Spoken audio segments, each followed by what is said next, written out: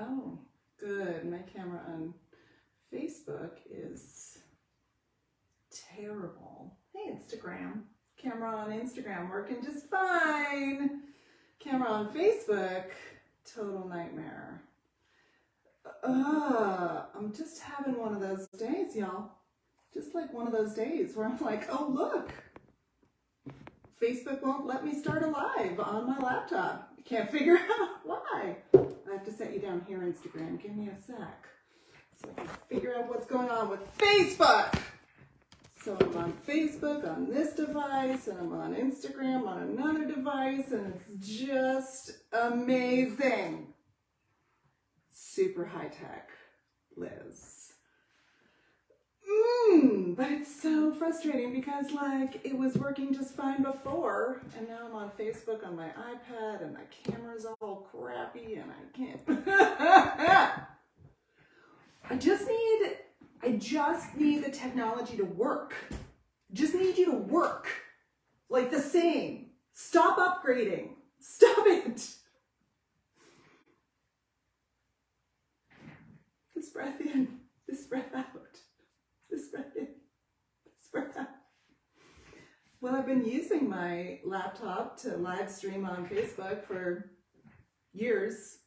And then today it was like, no, everything you've done previously, not gonna work for you now. I have to like sit up a little because Facebook. Sorry, Facebook, you only get from like here up. Sorry, I won't attempt to maintain my equilibrium. Dang, damn it. All right. Hey, spent the last half hour. I know, it's so weird. It's so annoying. It's just so annoying. So I'm on like Facebook on my iPad, which is fine, except that I'm not set up for that, and I'm on Instagram on my phone. So like, oh, it's fine. Here we go. Here we go, friends. It's fine. I'm fine.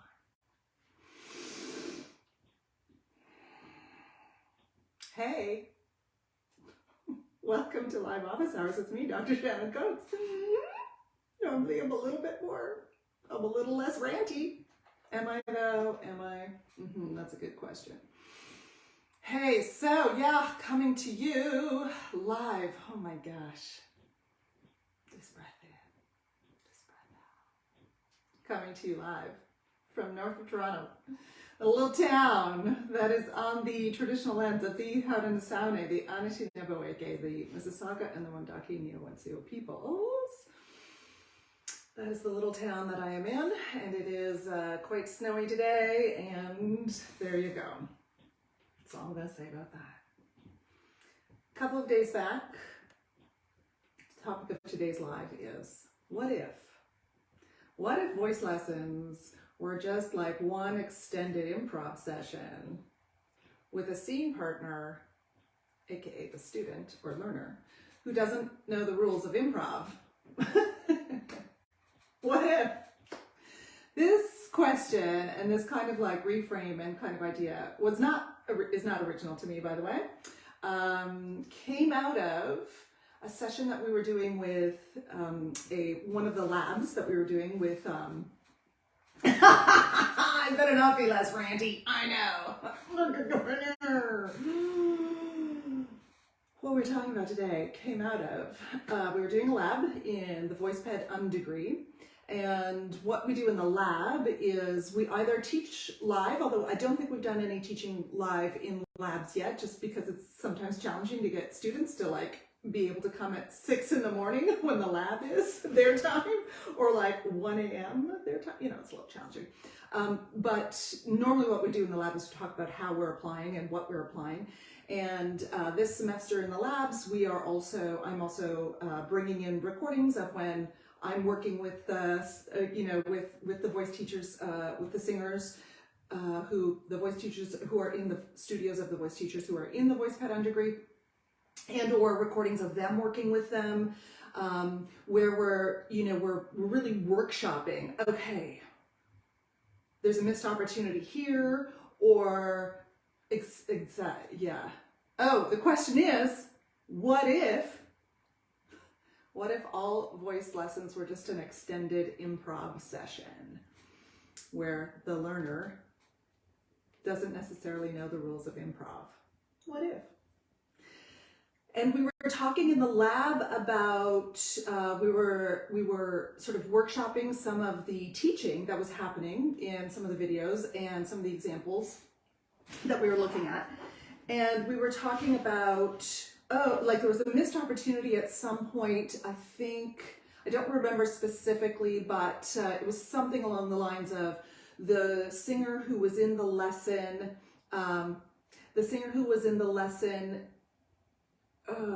said something about their process or said something about what had happened or had an observation, and then the voice teacher was like, okay, great, and then moved on to the next thing rather than taking what the learner, what the student, what the singer had mentioned and taking that observation and building on the observation, right? And so I was like, okay, this is a missed opportunity here because that singer said, I'm just going to make something up, but that singer said, it feels like I'm doing X, Y, Z. Maybe they said, it feels like I'm doing it wrong, or it feels like it's this, I don't know. Let's say they said, it feels like I'm doing it wrong. And I said, oh, so there's a missed opportunity here because the teacher said something like, oh no, this is fine, and then kept going. And the missed opportunity there is if I am listening and observing what's happening right in the moment, if I'm right in the moment with the singer, the missed opportunity is, oh, what about it doesn't feel right? Okay, what would it feel like if it was right? So that's a missed opportunity. And also when singers say things like, this doesn't feel right, I'm doing it wrong, that wasn't good, the sound didn't work, blah, blah, blah, so I have tension, whatever they say, when we say, oh no, that was fine, or oh no, it was good, no, it was good, you were fine, oh, let's figure out, you know, or whatever. When we say, we try to sort of solve the problem for them, and we kind of give them a, oh no, it's fine, and we support them in that way, we're not being a good scene partner. And so we were talking about this in terms of pedagogy, we were talking about this in terms of like, whatever the singer offers to you is you take that and you build on it, right? So we build on it. And so one of the teachers, I believe it was Natalie, I'll tag you in this. I believe it was Natalie Huggins, who's in the degree. One of the teachers said, wait, so it's just like improv? Are we just doing improv and voice lessons then? And I was like, oh, yeah, a little bit, yeah, we are. And so then I was like, that is fascinating. And so then I started to like look up the rules of improv and started to kind of like, and so then I started to germinate on that a little bit. And so I wanted to kind of focus on that a little bit today and just kind of like pull out some of the rules of improv, right? Some of the things that we do in improv when we're working in improv that makes for a good scene or that makes for, you know, an effective improv scene. And a lot of them are what makes for really effective teaching too. I mean, it was fascinating. I was like, oh yeah, so fascinating. So let's talk about that. So the first, I mean, one of the biggest rules of improv is yes and. So, and what we do in improv is we're never, when someone offers something, when our scene partner offers something, so, oh, I am on a train. Here I am on the train heading to my cottage, whatever. And we as the scene partner are never going to say, no, you're not on a train. You're in your car and you're not going to the cottage. You're going to work. Like we are always going to be, oh, yes. And then we offer the next thing. And I'll get to that in a minute. But so when we are in a voice lesson situation, no matter what the singer we're working with offers, we are always going to say, yes, and Right? We're always going to say that. So our most effective teaching is going to happen when we are in the moment with the singer and we are responding to, observing, and finding and helping the singer, supporting the singer in that situation, right? In the moment, right? So in the situation we were talking about earlier, yep, yay, Liz! Mwah! When in the situation we were talking about earlier, when a singer says something like, "Oh, this feels really bad," or "I don't like this sound," or "This is a bad coordination," or that wasn't successful," or whatever they say that may be negative sounding, and our first instinct is to comfort them, right? And to say, "Oh, no, it's not bad." Like, that's our first instinct. When in fact, if we're in an improv scene, if I'm an improv partner, and if I'm a good improv partner and a good pedagogy person, what am I going to say? I'm going to say, "Oh, yes." I'm not going to negate the experience of the singer in front of me. And I'm not going to try to even reframe, in a sense, right? So what am I going to say? I'm going to say, "Oh, what feels bad about it? What doesn't sound good to you? What isn't working for you? What part of this isn't working?" That's the first thing. And then what do I say? I don't say, "Well, yeah, I heard that too, but," right? I'm not going to try to reframe. I'm not going to try to pull out the good thing. I'm not going to say, "But," I'm not going to do it. What am I going to do? I'm going to say, "Yes, okay, I see where you're coming from.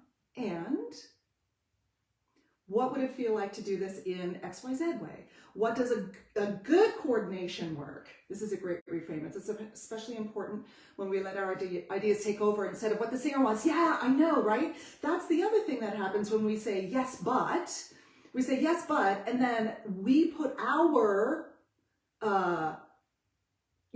expectations, all of the things that we're thinking about, we put that on top of the singer rather than let's figure out what the singer actually wants here, right? So these are opportunities when the singers offer something, even if it's something negative, especially maybe when it's something negative about what they've done. These are opportunities for us as voice teachers and as good improv scene partners. Yeah, these are opportunities for us to discover what is happening in that singer's process and also what they actually do want to happen. If the thing that is happening, I mean, this happens so frequently in voice lessons where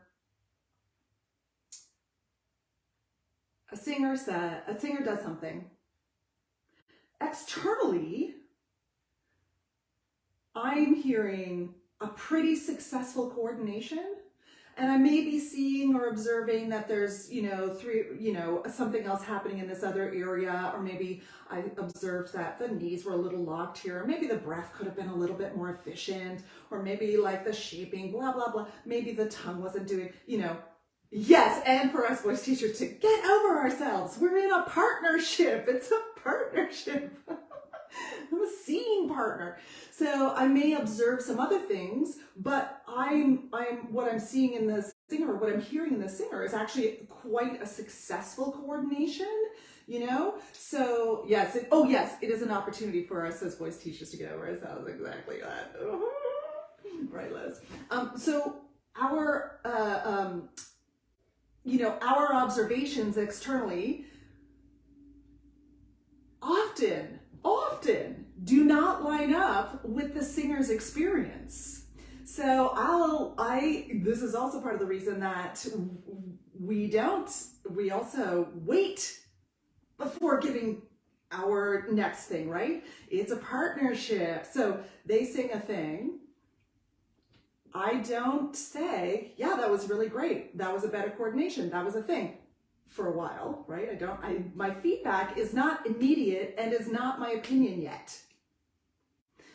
What happens first is the scene partner offers something about whatever happened, because then I'm actually getting what they experienced. So often if we say, "Oh yeah, that was really great," and then the singer's like, "Oh, was it?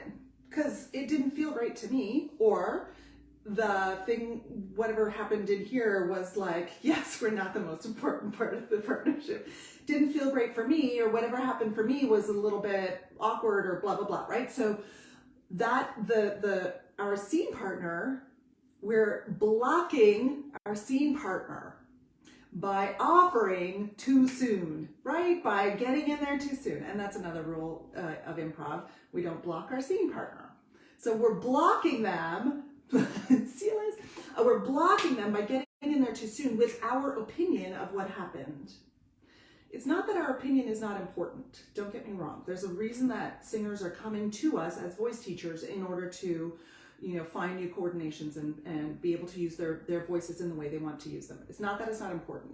It's that it's not the most important thing in the room, because we're in the moment with a scene partner. And the partner in our improv session, the partner has as much say in what's going to happen as I do as the voice teacher, right? Partner. So what happens? So what I'm asking the scene partner, if I wait for their input before I give mine, then I can build on their input and I have an opportunity to understand what's happening with that scene partner, or what's happening, or what they're setting up next. So we're working back and forth then in a collaborative way where the student has say and where the student is developing agency. So as soon as I jump in with my opinion, as soon as I block my scene partner, my student learns that I have the final say on whether or not it was a good sound, whether or not it was a coordinated sound, whether or not it felt good for them. I have the final say. Me as the voice teacher, I can tell you whether or not it felt good for you. No, that's not the way this works. Or at least that's not the way it works when we're doing effective teaching, right? All of those things. So what happens when I play with a yes and? Scene partner says, that was, I don't know. That felt really blocked. That was too high. I didn't like how this worked. Blah, blah, blah. Great. Yes. And what wasn't great about it? What didn't you love about it? And then, what would it feel like to do it in this other way? What could you see your body? How would your body respond if you did it in this other way? What would your body do if you were doing this in another way? What would happen if you created this other sound? How does your body respond to creating this other sound? We build on what they give us. We stay in the moment. The other one is, I'm just looking over at my, play in the present and use the moment, right? This is also part of great improv. Play in the present and use the moment. So often we as voice teachers, especially, I was just talking about this actually with some of the teachers who are in the voice pen degree as well, where we were talking about the tyranny of the half-hour lesson. Now, I understand there are definitely times and places where a half-hour lesson can be very useful, and lots of folks enjoy that time frame. Absolutely fine. My experience of a half-hour lesson, and lots of folks' experience of a half-hour lesson, is that there's a tyranny in that half-hour lesson, because even when I'm working with young singers, right? Because that 30 minutes makes me want to try to articulate, oh yeah, let me just get over here. I heard this beautiful thing Liz Jackson Hearns is saying over on Facebook. I heard this beautiful thing from my pal Das recently. Try to articulate what or why you don't understand before actually trying to understand. Yes. Oh gosh, I love that. Hey, Holly. Yeah. We were talking about, yes, Holly was the teacher we were talking about this, with whom I was talking about this yesterday. Yes, beautiful. I love that. I love that. Articulate what I don't understand before I actually, and try to get clarity about what is it that I don't understand, right? I think I know what I don't understand, or I think I know what I'm hearing, or I think I understand what the coordination is that's happening there. I think I understand your experience as the singer. Very often, as a voice teacher, I think I understand your experience as a singer, but like, no, I don't. No, I don't. I do not. Okay. Yeah, we were talking about the tyranny of the half-hour lesson. What we're talking about the tyranny of the half-hour lesson is that often when we're in that half-hour lesson, we feel this pressure to perform and make sure, nodding, and to make sure that the singer we're working with in that short time frame gets everything that I can give them in that, like I don't want to shortchange them even though it's a short time frame, right? And so that tends to take us out of the moment of the voice lesson. It tends to take us out of the present because we're then like thinking ahead, okay, what else can I cram in? What else can I get in here so that they get the value for their half-hour time? What else can I cram, like what else can I make sure happens? What else can I make sure they learn? What else can I make sure they work on so that they get value for that time frame? And oh yes, I'm with you. I'm going to read that in just a second. And so that takes us out of play in the present and use the moment. That takes us out of, which is an improv rule, takes us out of that ability to stay, or at least it tempts us. It's challenging to stay in the present and to stay in the moment of the voice lesson and to really build with your scene partner and to notice what's happening in the moment and also to take the time to say, let's do that 3 more times, expecting to feel the same thing that you just felt or expecting to have that same sensation. Let's see what happens if you do that 3 more times while you're standing on 1 foot. Let's see what happens. How would you experience doing that 3 more times in a slightly different key? So we're building in the chance for the singer to develop and to like actually grasp the concept, right? To learn the thing. We're building in that chance for them. Rather than, okay, you got it? Perfect, let's move on. When we've got it in the first second, we probably don't have it yet, right? That's just like superficial learning. We probably don't have it yet. And when we play, we stay in the present.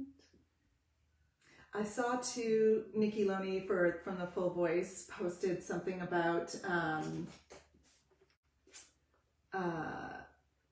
half-hour voice lessons are terrible or something, and or death to half-hour voice lessons or something. And that is, you know, even with very young children, half-hour voice lessons can feel tyrannical because I really want to give them everything I can give them in a half hour. Doesn't allow us to stay present in the moment and play. Let me see here. What is this one? So this collaborative approach also encourages the student's bodily autonomy, agency, and metacognition. Yes, yes, absolutely. I see myself as a co-teacher with the student. Yes, yes. And I'm going to post a little bit probably next week, but also it'll be in my newsletter this week too, in the weekly roundup this week, a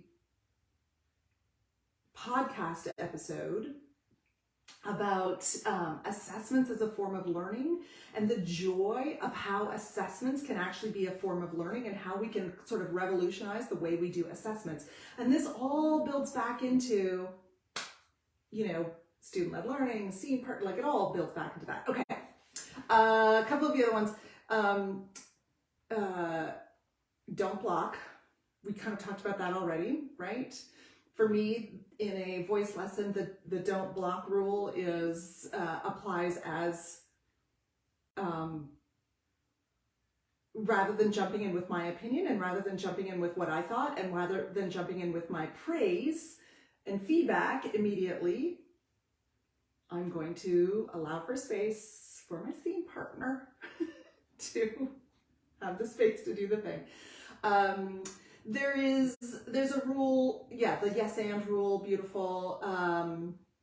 And there is also after the yes and, add new information rule in improv, and that one isn't quite, for me, that one doesn't quite mesh as well, but if we kind of tweak that rule just a little bit from add new information to draw attention in a new way, or yes and go a little further in what Liz was saying, go a little further in the understanding and trying to understand. So the yes and, what would happen if? Yes and, how would you experience XYZ? Yes and, what would it look like if? So for me, that's the add the new information. Don't block, we talked about. There is, again, there are a couple of things that don't work as well. But again, the focus on the here and now, like the staying in the moment, that for me works so beautifully in voice lesson and in your scene partner. So if you're thinking to yourself, if you've done improv, and if you I love improv, like it's just like my favorite thing. I love it. Shocking, I know, but I love improv, and I love it when I'm in a show and things kind of go off the rails a little bit, and you get to do some improv within the show, because that is also like my favorite thing, because you have to stay in the moment, and yet you still know where you're going with the scene, and oh yeah, I love that. But anyway, focusing on the here and now, if you have done improv and you understand what that means to be like in the moment in the scene, see if you can take a little bit of that being in the moment in the scene into your voice lessons. See if you can take a little bit of that idea of like, I'm going to acknowledge whatever is happening here in this voice lesson. So something that comes to mind for me when I'm teaching, or when I'm working with voice teachers, is that it's not, as improv people say, it's not just about the words, right? It's about like, oh, my scene partner is like walking for some reason. I'm not sure why, but I'm going to notice, and I'm going to build on whatever's happening there. My scene partner seems to be doing some kind of weird hand motion. Okay, I'm going to notice, and I'm going to incorporate it into the scene. So that is the same thing with voice teaching, right? Notice, stay in the moment. Notice what is happening with the singer in front of you, or in your own body, right? So the responses that we have to what is happening with in the body of the singer in front of us, and or the ways that our own body allows or moves in order to model something. So if I'm modeling and I'm going like, oh, my own body just did a gesture here. Now my scene partner doesn't know, because they don't know the rules of improv. But I know I'm going to stay in the moment and notice my own gestures, and that's going to be incorporated into what the singer is now going to do. And vice versa. I see that the singer is like, bending the knees. I see that the singer is, lying on the floor. I see that the singer I'm working with is doing these kind of whatever gestures. I see that the singer I'm working with is, did I say four before? Anyway, the singer I'm working with is like, there's some kind of unconscious gesture that's happening. What am I going to do? I'm going to stay in the moment, and I'm going to focus on that and draw attention to it and allow that to become part of what their body does to create this sound. Christy is saying, for students who are shy, sorry, I got to move you around Instagram so that I can see what's happening over here on Facebook.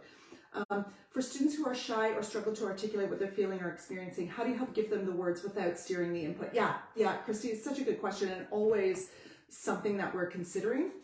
A couple of things to consider on that one. Because again, they don't know the rules of improv, right? So our scene partner doesn't know the rules. So at some point, obviously this metaphor breaks down a little bit at some point, but let's keep going with it as long as we can. Our scene partner doesn't know the rules of improv. So they don't know that they're supposed to, stay in the moment. They don't know that they're supposed to like start to establish, location. They don't know that they don't know what the rules are. So when we're working with folks who aren't able to articulate yet what is happening in their bodies, and who don't have an experience of agency, and the singers who sing something once and then look at you for whether or not they did it right, and then they sing it again and they look at you for whether or not they did it right. Yep, those singers.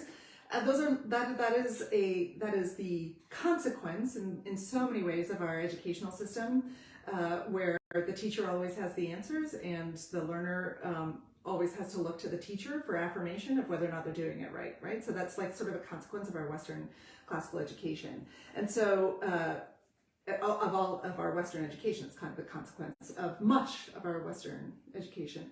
So there is there's a learning process, and I call this the weaning process, where depending on where the learner is in their own agency, and also in their own ability to understand what's happening in their own body and to describe what's happening in their own body, depending on where they are, if they're at the beginning of that learning journey, or that student-led journey, if they're at the beginning of that journey where they truly don't aren't able yet to sort of see what's happening, oh, yeah, no problem.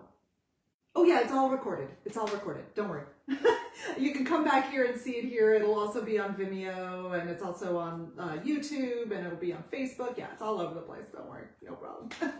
Find any of my channels by the weekend. It'll be up anywhere. Yeah, so by the time by the time oh gosh, I scrolled there a little bit. What am I talking about? Oh, yeah. So who am I working with, and where are they in their student-led learning process, right? So when I'm working with singers who are at the beginning of that student-led process, right, what do I need to do? I need to start to wean them. And the first thing that they do need is they do need that input, right? The first thing that they need at the beginning of their learning journey is like, they do need that. That's the first stage of student-led learning, is where I am telling them all of the things. But we want to get through that stage as soon as possible. We want to understand, this is something that voice teachers often don't understand as well, is seeing where learners are in their learning journey. And so we want to move through that process as soon as possible so that we are encouraging singers to get to that agency and that not having to look at you every single time they sing to know whether they did it right or not, right? So that they have effective self-assessment tools. They have effective self-assessment tools. This is what we're working toward. This is the learning process. This is how we teach learning. Anyway, okay. So what are some practical ways to do this? So I call this options in a box. What we're doing, rather than saying, I mean, you can start with, how did that feel? What did you experience? What would you like to have happen? How would you like to change that? How did you experience that in your body? You can start with those more open-ended questions, but often singers are not able to answer those questions effectively at the beginning of their learning journey, or even if they've been taking lessons for a million years and no one has supported them to learn that, how to do that kind of self-assessment or effective self-assessment, right? So folks who are at the beginning of their learning journey in that way are not able to answer those questions well. So what do we do then? We put options in a box for them. So we say, let's do that again, and we draw attention to a thing for them. Let's do that again. Notice what is the most successful XYZ. So let's do that. I would love to hear that 4 times in a row.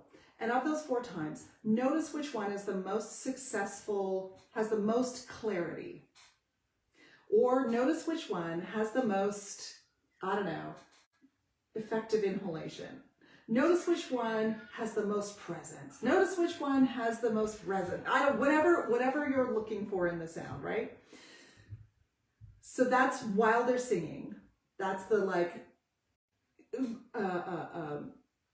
helping them to figure out what they should be listening to or noticing, not necessarily listening to, but noticing what they should be observing in their process. So that's drawing attention to them, right? That's giving them an option in a box, rather than just saying, notice what you like.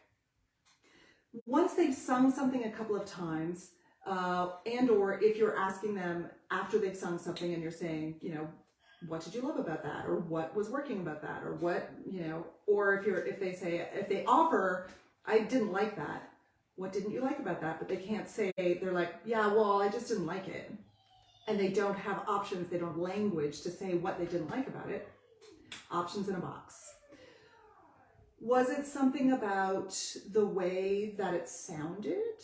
Was it something about the way that it felt? Was there something about the way that your,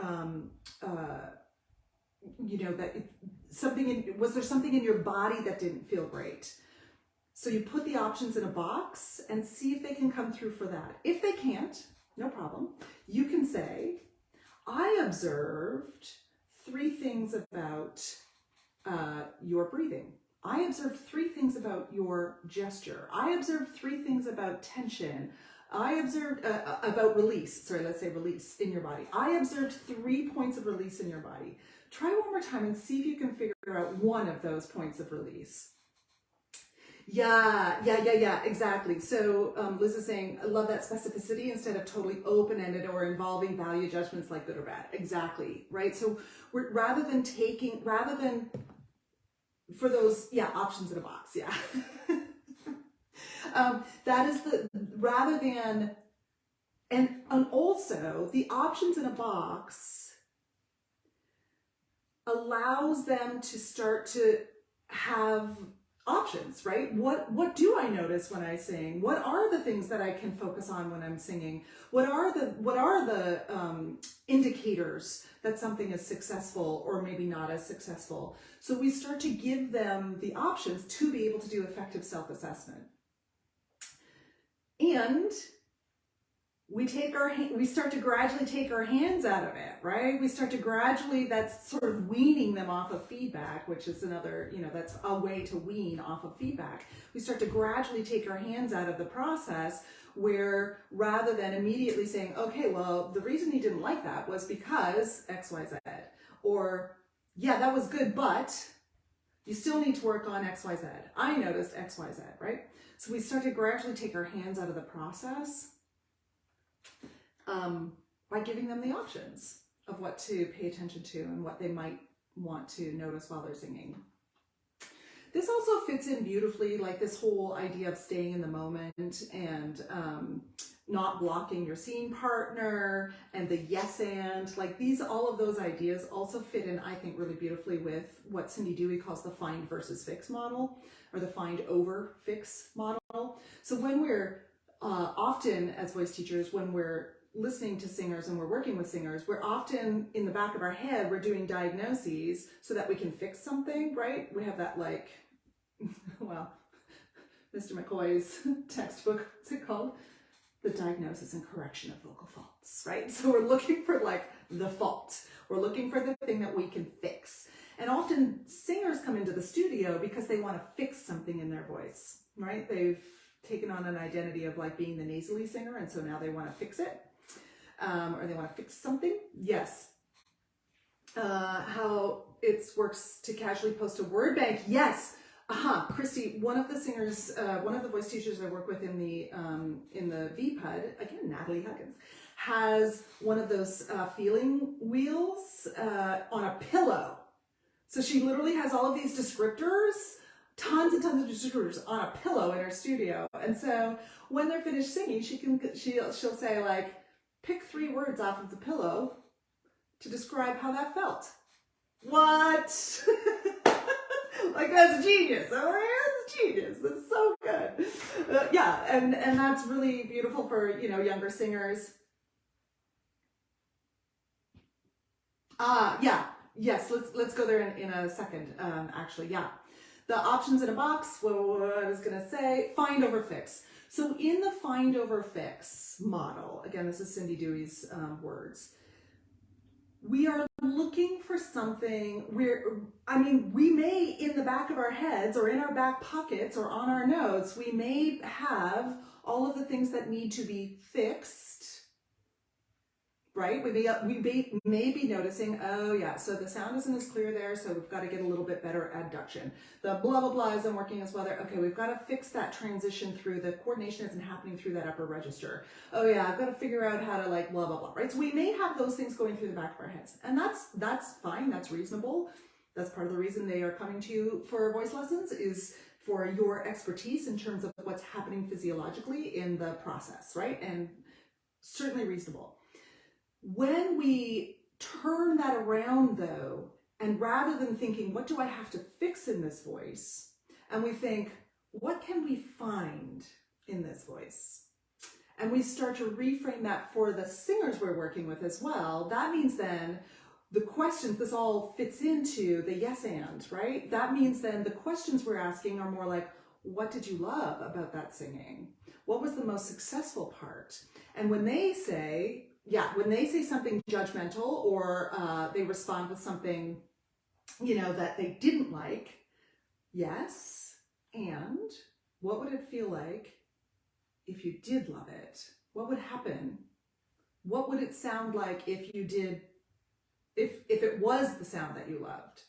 Or how far along on that scale are you in the not loving? So you don't love XYZ part? Okay. Can we get that, like, from, like, you 60% don't love and 40% love? Can we get that to like, what would happen? How would we get that from 40 to 60 the other way around? The question here is, so do you start with the general question, what did you notice? And then if they respond with something general or judgmental, then offer options in a box rather than immediate feedback? Yes, yes. I try to, and I work with singers, with voice teachers to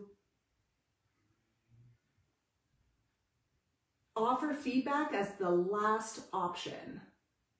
Like your feedback and opinion is the last option.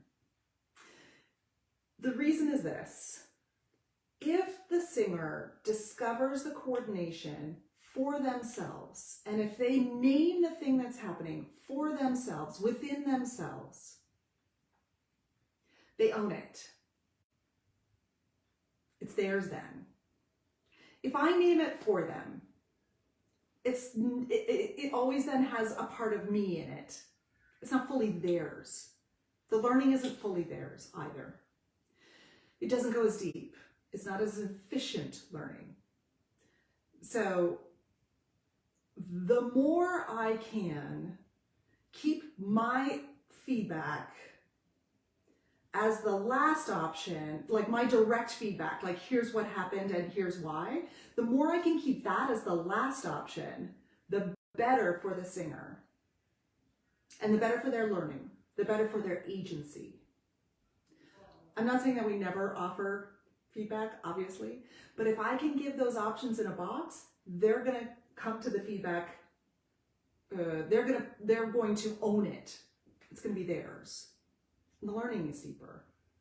It's more efficient. And they can come back to it because it's theirs. They don't have to then come into the studio to see whether or not they're singing it right. They don't need me in the same way, right? Ooh.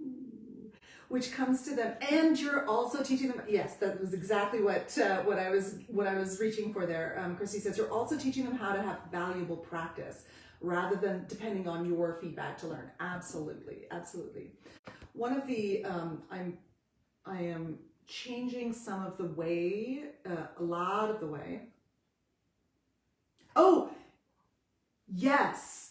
Another excellent question. Is it okay to allow them to say their noticings or observations and then also share yours if they are incongruent as a yes, and I heard X, Y, Z? Yes, and. I'll say a yes, and to that. Yes. So this is the challenging thing, right? About what if their experience of the way they coordinated, of their perception of the sound, of their feeling around the sound, is at odds with my experience or observation of the sound. So depending on who I'm working with, sometimes I will say externally, I heard or I observed this thing. I will say that, especially with singers I've worked with for a long time, and especially with singers who are quite hard on themselves, you know, where they're and singers who are sort of conditioned to look for the thing that's wrong rather than the thing that's right, or who have a tendency to look for the thing that's wrong rather than the thing that's right. So in those cases where they're saying, but it was so breathy, and I'm hearing only clarity in the sound, for example, like I'm hearing something completely different than what they're experiencing, more often than not, it's not about that we're hearing something different. It's that they're describing something that we can't feel. I think I'm saying that well. So they're saying, but the sound is so breathy, for example. And what they actually mean, or what they may actually mean, is that they feel like they're working so hard to make the sound, or it feels like it's too light to them, or it feels like, I don't know. There could be so many other explanations. Whereas what I'm actually hearing clarity in the sound, right? But that's not what their sensation is. And so the terminology or the way they're describing the sound doesn't line up with what I'm actually hearing. But if I ask, okay, what about it is breathy? Interesting. Where are you feeling that in your body? What would it feel like if the sound was not breathy? How would you find a sound that isn't breathy? What does your body want to do to create a sound that isn't breathy? What part of that was the least breathy? Let's sing it 3 times, and you tell me now which one is the least breathy or the most successful in terms of being not breathy. I don't know how to say it, right? So that, yes, Liz, right? We only have language to describe sensations that we have had time to build constructs around. Yes, exactly. And we can only, exactly, right? So like our experience of what's like our perception, my perception as a voice teacher of what's happening in your body could be absolutely the opposite of what that singer is experiencing in their body. Let me give an example. I was working with a voice teacher. Hi, Kelly, this is such a good example, I'm just going to keep using it. We were working with one of the singers, who works with one of the voice teachers in the voice pedant degree. And they sang at the beginning of the session. And I took some notes about like some of the things that I would love to work on. And also the singer, when we kind of took it apart in our lab, the voice teachers also, they took some notes. What are some of the things that you're hearing in the voice that you would work on, right? That you feel like is a thing to work on. Okay, great. I went through the find versus fix with the singer. We're like, okay, what do you love? Where is that not working for you? Where is the thing that you love not working for you? How can we like put that thing, how can we get the thing you love to work in the places where it's not working? And it took me, I can't even remember how long into the lesson it was. Like we worked on some things, we discovered some things, all good, all good, all good. The thing that this singer was talking about in terms of the thing that they felt was not successful, it took me like 40 minutes into the lesson to figure out what they meant. It took me a long time to figure it out. And I kept sort of asking, because I did not hear it. I did not hear it at all. And her voice teacher didn't hear it. Neither one of us experienced or heard what it was that she was saying didn't work. And we were like, but everything is fine, I'm not sure what. By the time we finally figured it out, and then we're like, oh, that thing. Okay, so then we found the new coordination, we figured out a way to like, and she was getting it through. And then the things that her voice teacher and I, and the other teachers as well, the things that we had at the top of our mind that weren't working as well, weren't quite as successful about the singing from the very beginning of the lesson, those things got straightened out because we worked on the thing that she felt wasn't working. So those things, by the end of the session, those things that we were like, okay, I would love to see more grounding. I would love to see those knees bent a little bit more. I'd like to have, that breath a little bit more efficient. She's moving forward in the body. I'd like to get a little bit more, like all of these kind of things that we were like, okay, little things I love to work on. When we worked on the thing that she felt wasn't working successfully, that her voice teacher and I did not realize was a thing, we didn't hear it. When we worked on that thing, the things that we did hear also ironed themselves out. Now that's an example that doesn't necessarily happen all the time. This is a really well-coordinated singer who, really works and works well, and she's wonderful. So that doesn't necessarily happen all the time, but that is an example, a prime example of how, if I'm not hearing what the singer is expressing to me, that's fine.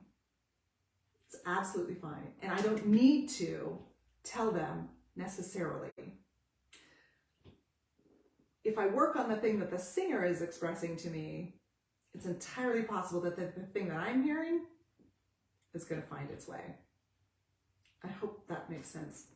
How often do you record in lessons? I ask because I would be tempted to go there in this described situation.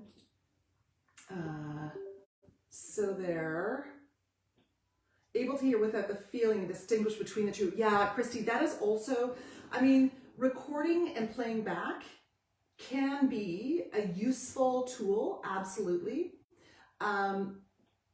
It absolutely can be a useful tool, because sometimes what they're describing certainly does not line up with what is happening externally, or at least what we're hearing externally. So yeah, recording and playing back can be a useful tool.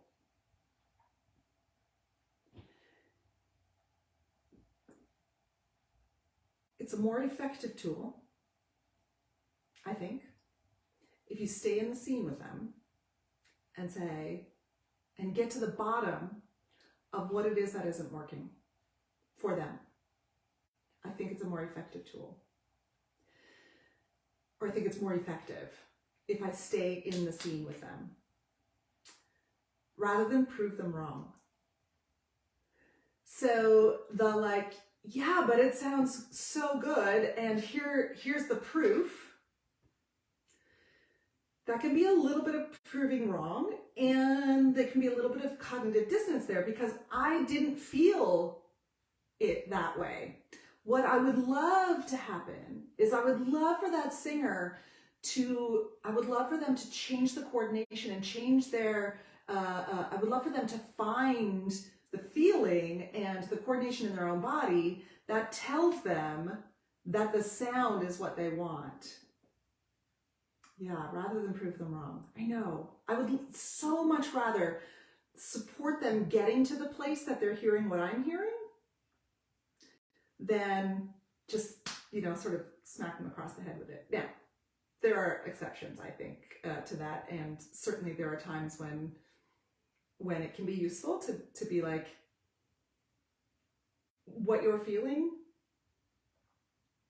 It's like, it's so complicated. But I think we're better served. I think we're better served by staying the course with them. And yes, this also comes back a little bit to,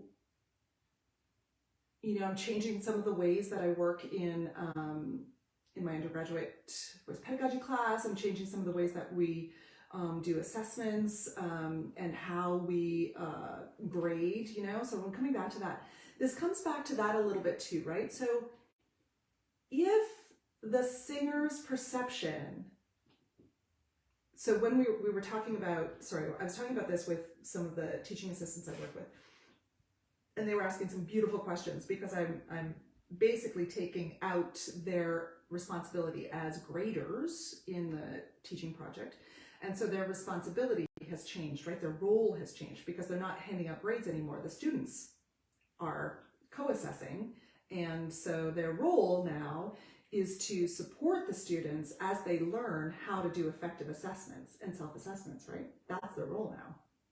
And so that becomes our role in the voice studio, right? And so often we ask the question of ourselves, yeah, but if I am not the arbiter of this sound, if I'm not the one who knows how they're supposed to sing, what is my role?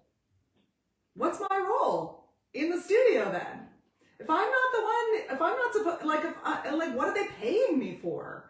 If they're not coming to me because I know how they're supposed to sing, what are they paying me for? What's my role? So our role really changes, and our pedagogy really has to change.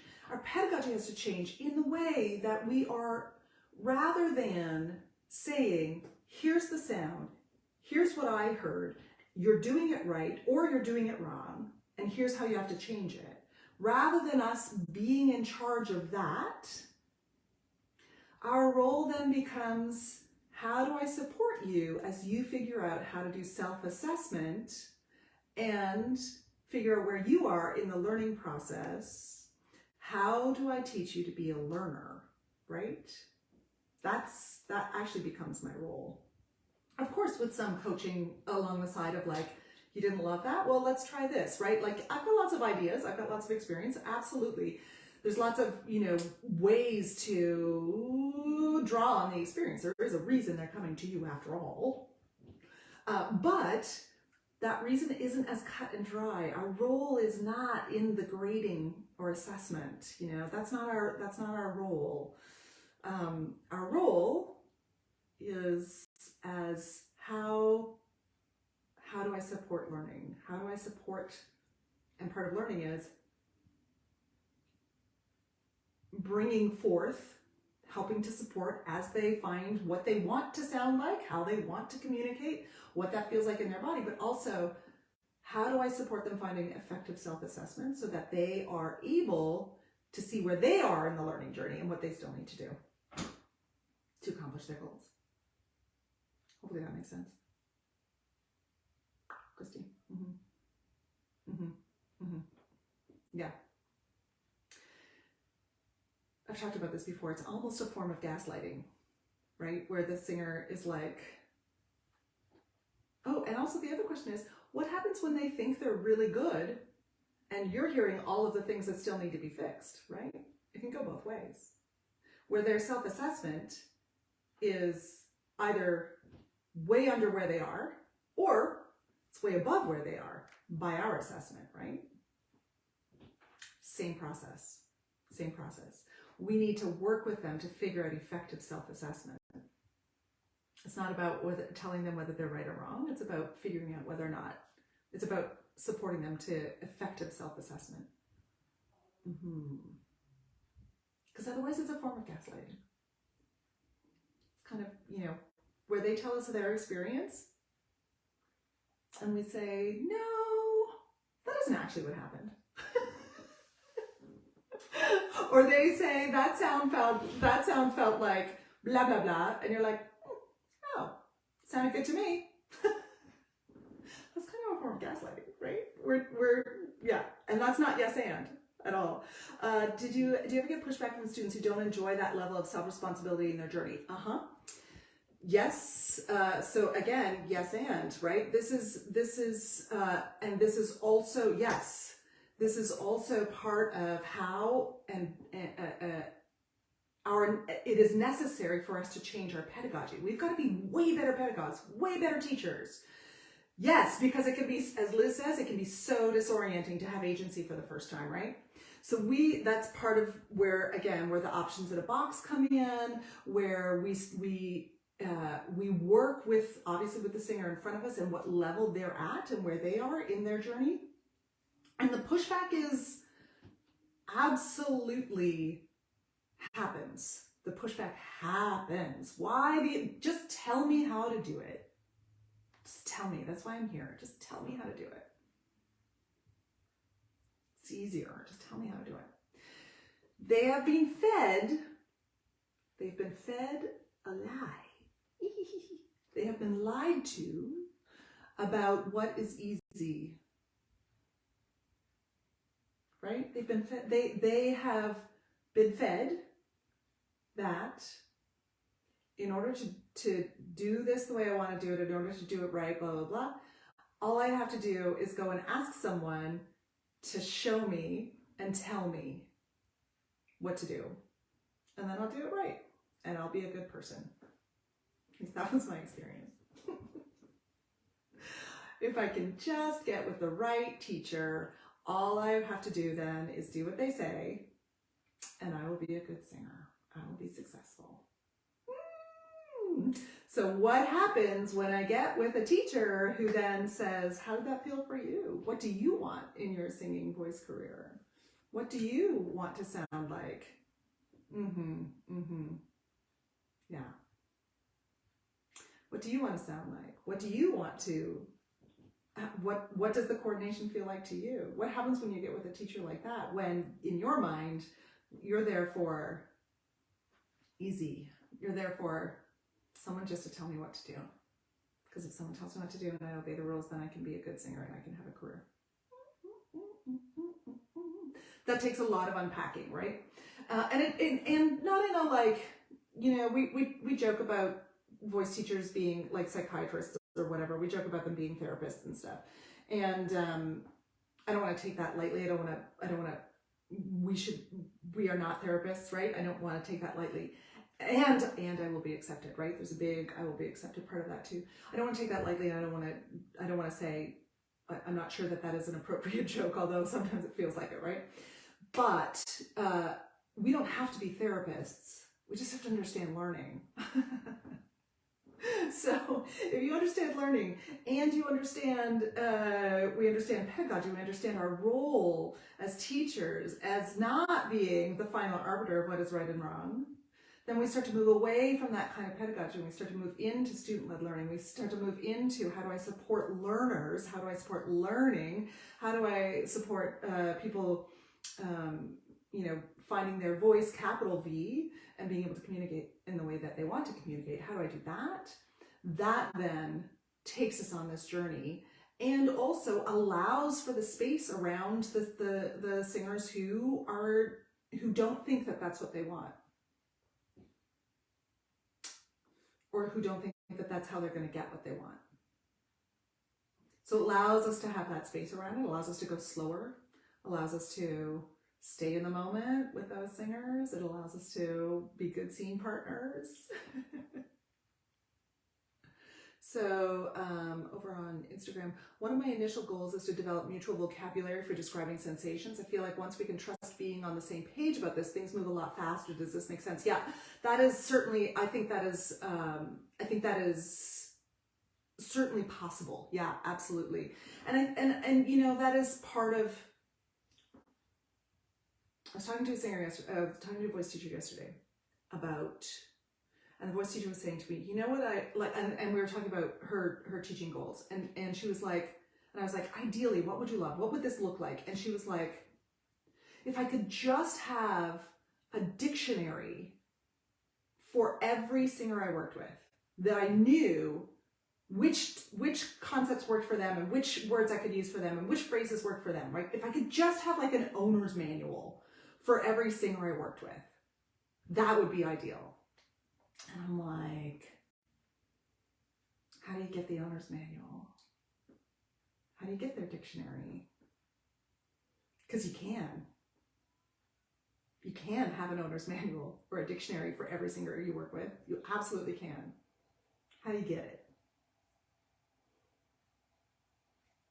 By going back and forth, staying in the moment, seeing partner, yes and, how did that feel for you? Helping them to develop their vocabulary, helping them to develop their agency, supporting them as they figure out what things feel like for them, mutual vocabulary, certainly.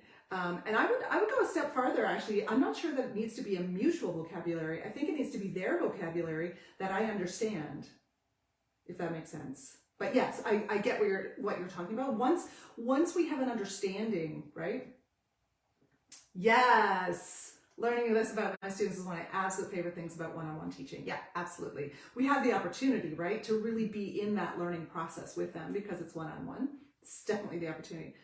Maria says, if a student's goal of improvement is something they learned from a previous teacher that is different from the Western school of thought, example, lower my soft palate, how to introduce a new sensation or idea like yawning without telling them a new idea? Maria, that is a great question. So what are we working toward all the time? We're working toward supporting singers as they discover a new coordination. As they discover, in the words of, say, Lynn Helding or Cindy Dewey, as they discover a performance shift. So we're working toward how do I support singers as they discover a performance shift, as they have a shift in their coordination toward something that gives them a new sensation, right? Yes, desired tonal outcomes. How do I support singers as they get to their desired tonal outcomes? And that falls in, right? So it doesn't have to necessarily be a new sensation or idea, right? It doesn't necessarily have to be new. It has to be something that is, again, is this in line with what they want, right? It isn't necessarily something that I want for them. Perhaps I think that the sensation of having a raised soft palate, perhaps I think that the sensation of having a raised soft palate is the thing that is going to get them towards their goal. But does it have to be through that thing? Like, first of all, I need to be clear that what their goal is to have a more lofty sound, right? Like that, I have to be clear in my mind. Lots of folks, their goal is not to have a more lofty sound, right? Lots of folks, their goal is not to sound more sort of classical or to have that more, right? So first of all, I have to have that clear in my mind. Perhaps that is perhaps that tonal outcome doesn't actually require me to introduce something new. Perhaps all it requires me to do. So rather than thinking of, I have to introduce a new concept. I have to introduce a new sensation, right? Like I have to get them to a new place.